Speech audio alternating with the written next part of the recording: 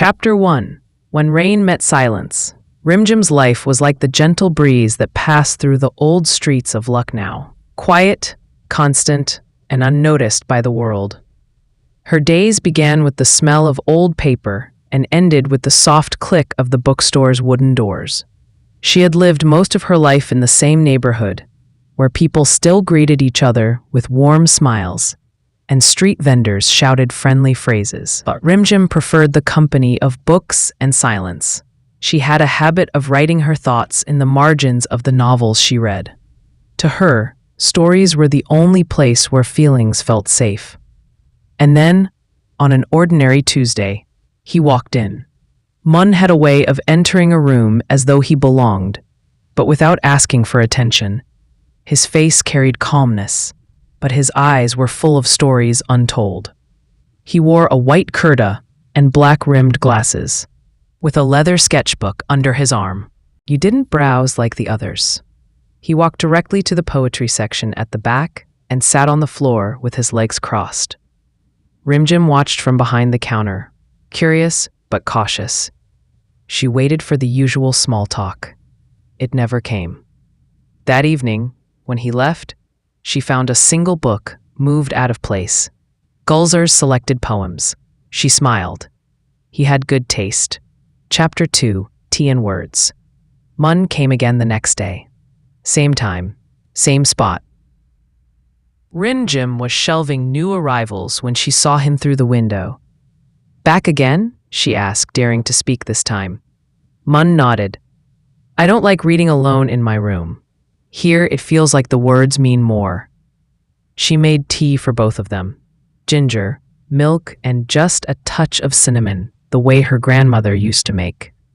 She placed it near his feet and went back to the counter. Thank you, he said after a sip. This tastes like childhood. That's how their friendship began, with chai, poetry, and pauses between conversations that were never uncomfortable. Mun would read aloud sometimes, and Rimjim would close her eyes, listening like the words were rain falling gently on her skin. You never asked my name, he said after a week. I know it, Rimjim replied. It's on your sketchbook. He laughed. You're observant, and you're quiet. That's how I know who to trust. Chapter 3. The first monsoon that year. The monsoon came early. The skies turned gray, and the air smelled of wet mud. One evening, the clouds opened up suddenly. Water poured in buckets. Rimjim rushed to cover the poetry shelves. Some of the windows were still open. Suddenly, Mun was at the door, soaked and holding an umbrella. He had seen the rain begin and ran back, even leaving his art supplies at the cafe where he was sketching.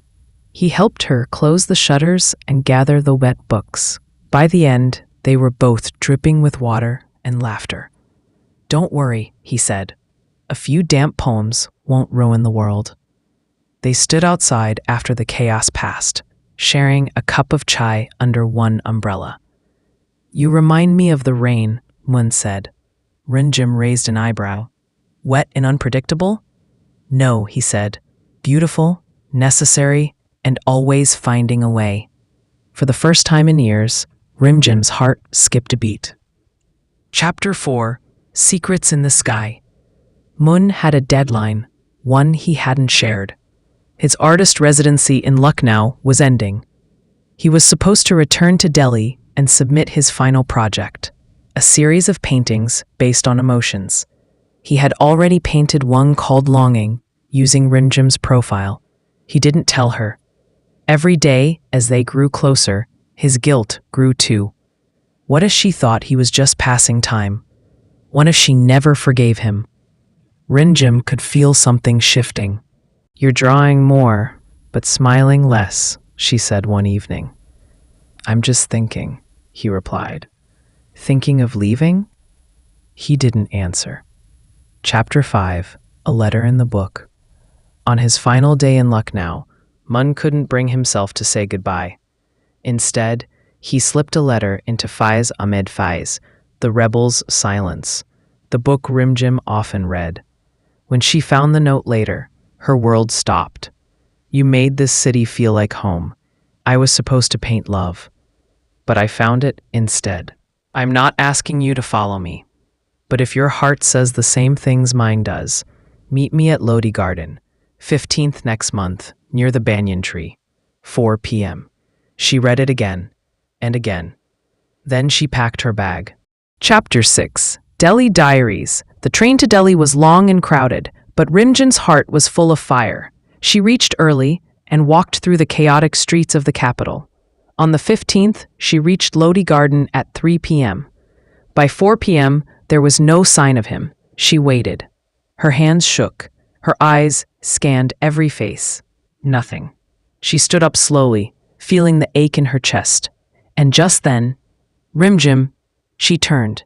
There he was, running, panting, holding a rose and an old sketchbook. The auto broke down. I ran here. She laughed and cried at the same time. I almost left, she whispered. I'd have followed the train, Mun said. Chapter 7. Seasons of Love. They stayed in Delhi for a week. Living through colors and poetry, Mun painted her in different lights. Rimjim wrote her feelings on paper for the first time in years. They visited art galleries, quiet lakes, old bookstores, and cafes that smelled like freedom.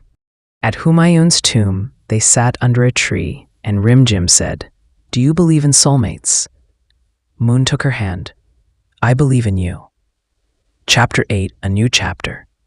Moon returned to Lucknow with her. Together, they built Ink and Color, a combination of bookstore and studio. Children came for drawing classes. College students came for poetry readings. Elderly couples sat in corners, sipping chai. And through it all, Moon and Rimjim created beauty, on canvas, on paper, and in life. Chapter 9. Trials and Tears. But love is not without tests. Moon's father suffered a heart attack. Moon had to return to Delhi for months. The studio felt empty without him. Rimjim managed both the store and painting classes. She smiled for the customers, but at night she cried into his old kurta. One night, she received a parcel. Inside was a canvas. It showed her standing alone in the bookstore. Outside it rained, but there was an umbrella above her, held by Moon from afar. The message was clear. I'm with you, always. Chapter 10. Together, always. When Moon returned, they didn't need to say anything. They just held each other. A year later, they married under the same banyan tree at Lodi Garden. Their wedding had no diamonds or lights, just poetry and prayers. Their life wasn't perfect, but it was theirs. Epilogue. Love like rain. In the end, Rimjim and Mun proved that love isn't just fireworks. Sometimes it's the soft drizzle that washes away fear. It's tea shared in silence, a poem written in the corner of a book, a letter hidden behind a shelf, a sketch painted from memory. Their story lived on, in the bookstore, in the studio, in every couple who sat beside the poetry shelf, wondering if love still existed. It did. It was written in the rain,